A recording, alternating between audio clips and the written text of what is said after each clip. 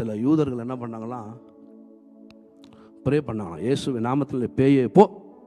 திரும்பி பார்க்குது பேய். இப்போ பேய் எழுப்பிடுவார் ஆண்டவர். சில நேரத்தில் பேச வைப்பார், விரட்ட வைப்பார், துணியெல்லாம் அவுத்துடுவார். அதுக்கு திரும்பி தான் இயேசு யாருன்னு தெரியும், பவுல் யாருன்னு தெரியும்,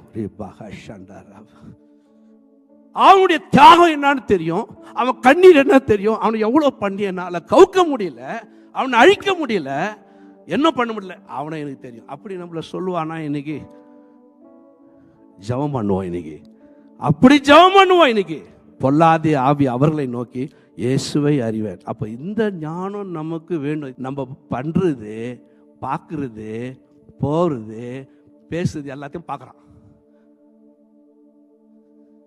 நீ எங்க போற,